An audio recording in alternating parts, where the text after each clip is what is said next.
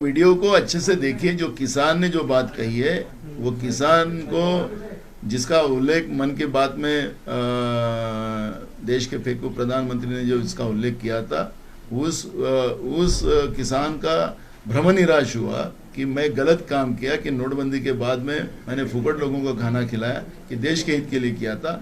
लेकिन आज जो मेरे समझ में आया कि देश के प्रधानमंत्री देश को तबाह करने लग गए, देश को गुलामी में लाना चाहते हैं और इसलिए हमारे नेतृत्व में वो किसान कांग्रेस में आए और उसके बाद में उन्होंने जो बयान दिया कि कहा कि किसान का लड़का देश राज्य का मुख्यमंत्री बने और वो उनकी इच्छा थी। तो मैंने उनको ये कहा कि आप कांग्रेस को सत्ता में लाना चाहते हैं तो निश्चित रूप से कांग्रेस के लिए आप काम करिए और उसका प्रचार करिए। ये भूमिका मेरी थी। लेकिन आपको लगता है कि आपको जिस तरीके से बनना चाहिए और कहीं ना कहीं आपकी एक एम्बिशन है सीएम बनने की?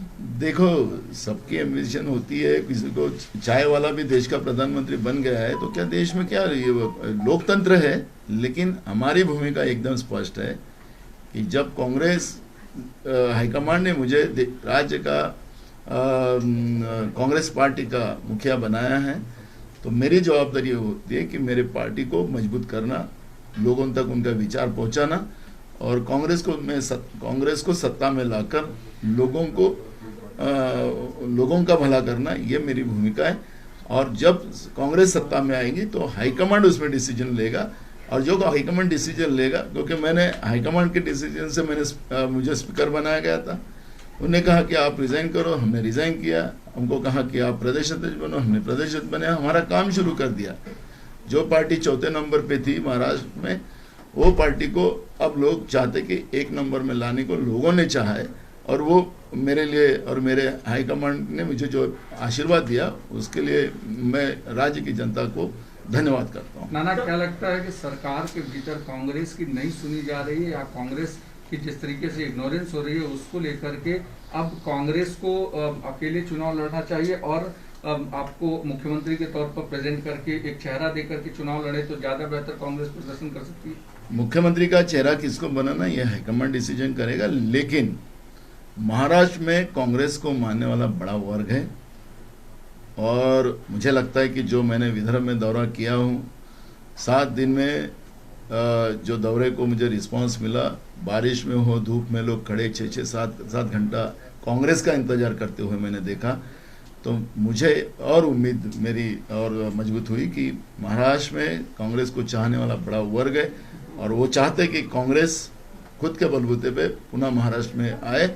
ये लोगों की भावना है और उसका मैं सम्मान करता हूँ।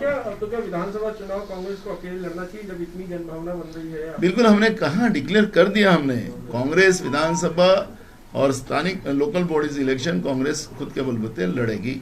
लेकिन क्या कांग्रेस वो हाईकमांड डिसीजन करेगा। कांग्रेस अगर मैं हाईकमांड डिसीजन करेगा, हाईकमांड ने मुझे बोला तो बिल्कुल मैं तैयार हूँ। अगर कांग्रेस अगर अकेले पक्ष लड़ती है तो आपको भरोसा है क्या कि अकेले सत्ता में लौट सकती है? बिल्कुल बिल्कुल बिल्कुल। मुझे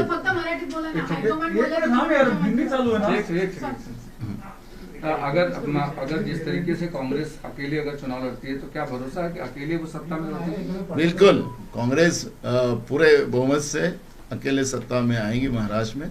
छोटे दल को भी हम साथ में लेंगे उसमें और मुझे लगता है कि महाराष्ट्र में कांग्रेस को खुद के बलबूते में सत्ता में आने के लिए कोई मुश्किल नहीं है। पवार साहब ने कहा था कि महाविकास आघाड़ी जो है वो अगले इलेक्शन एक साथ लड़ेगी और अच्छे परफॉर्मेंस उनका रहेगा। तो क्या आपका ये वक्तव्य जो है जहां पे आप कह रहे हैं कि कांग्रेस अलग से लड़ेगी, तो क्या कांग्रेस अभी पुल आउट करने के कगार पे है? ये 5 साल उद्धव जी ठाकरे जी की जो सरकार है उसमें कांग्रेस का पूरा समर्थन है। 5 साल हमारे तरफ से उद्धव ठाकरे जी की सरकार को कोई भी तकलीफ नहीं है।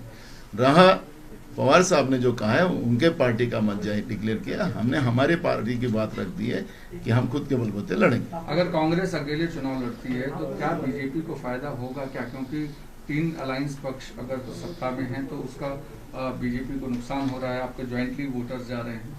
देखो, बीजेपी की रणनीति के बारे में लोगों को अब समझ में आ गया है, कैसे कैसे धर्मों में और जातियों में लड़ाते हैं। आज भी ये सरकार को 1.5 साल पूरा हुआ, ये सरकार जब से आई तब से कितनी जातियों को लड़ाने का काम, पर्दे के पीछे में कैसे कैसे रहकर ये लोग काम कर रहे हैं, ये लोगों को भी समझ में आ रहा है। और इसलिए बीजेपी का असली चेहरा लोग समझ गए हैं। मैंने कहा जब भी कि संजय राउत ने जो परसों बात कही थी कि बीजेपी ने शिवसेना को गुलाम बनाने की कोशिश की थी और इसलिए हमने इनका साथ छोड़ा। मैं संजय राउत जी के वक्तव्य को और आगे बढ़ाना चाहता हूं कि देश की नरेंद्र मोदी की बीजेपी की सरकार ने देश की जनता को गुलाम बनाने की व्यवस्था बनाई है और ऐसे समय में बीजेपी का असली चेहरा लोगों के सामने आया है। बीजेपी की तो आने वाले इलेक्शन में क्या स्थिति रहेंगी उसका अंदाज आपको पता लगेगा। नाना, एक सवाल और है कि जिस तरीके से राम मंदिर को लेकर के जो आरोप प्रत्यारोप शुरू हुआ है और 2 करोड़ की जमीन को 18 करोड़ में 10 मिनट के भीतर बेचा गया, इसको कैसे देखते हैं? देखो, मैं खुद हिंदू हूँ और मैंने खुद 30 साल पहले मैंने खुद शिला जमा की थी, मैंने खुद पैसे कलेक्शन किया था और मैं वो हमारे गांव के सभी लोगों ने थैली जो समिति बनी थी उनके हाथ में हमने दी थी। हमने उस समय का भी 1400 करोड़ की बात राम मंदिर जो ट्रस्ट बनी हुई है अयोध्या में उनने खुद ने आरोप किया 1400 करोड़ रुपए बीजेपी ने लेके गए और हमारे को हिसाब भी नहीं दिया। एक दूसरा, विधानसभा में हमने उल्लेख किया था कि कौन से चैरिटी एक्ट के आधार पर ये पैसे जो लोगों से जमा किए जा रहे हैं, सरकार ने तुरंत इस पे कार्रवाई करना चाहिए। आपने देखा होगा कि हमने जिस दिन विधानसभा में ये प्रश्न उपस्थित किया तो दूसरे दिन से ही जो दुकानें चालू करके रखी थी पैसा जमा करने की, दूसरे दिन ही पूरे देश में बंद होगी, महाराष्ट्र में नहीं पूरे देश में बंद होगी। और हमें पता, हमको लग रहा था कि ये सब गड़बड़ होने वाली है।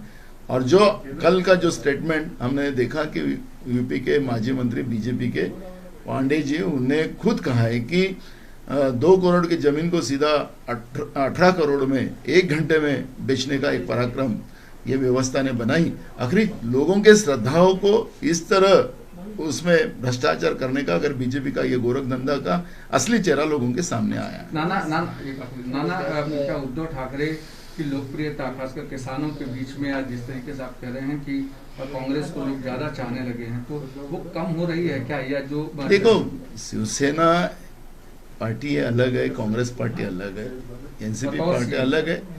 तो मूल सब्जेक्ट है कि हम अपने पार्टी की विचारधारा को हम अवगत करा रहे हैं। हम किसी की बुराई नहीं कर रहे कि शिवसेना अच्छी नहीं है कि एनसीपी अच्छी नहीं है। हम किसी पार्टी की बुराई नहीं कर रहे, जो लोगों की भावनाओं को हम अवगत करा रहे हैं। आज उद्धव ठाकरे जी भी एक अच्छी सरकार चला रहे। कोरोना जैसे इस महामारी में जिस तरह से राज्य के मुख्यमंत्री ने लोगों की जान बचाने की कोशिश की, क्योंकि ये तो बीमारी केंद्र सरकार से मिली थी, पूरे देश में मिली थी। कैसे गंगा जी में कैसे लाशें बहते जा रही थी, पूरी दुनिया देख रही थी। लेकिन महाराष्ट्र में उद्धव जी ठाकरे ने जिस तरह से ये लॉकडाउन और ये सब व्यवस्था बनाई, उससे कई लोगों की जान बचाने में महाराष्ट्र सरकार उसमें सफलता उनको मिली है और उद्धव जी ने अच्छा काम किया है। तो उनके बारे में हमें कुछ गलत बोलना ये हमारे लिए अच्छी बात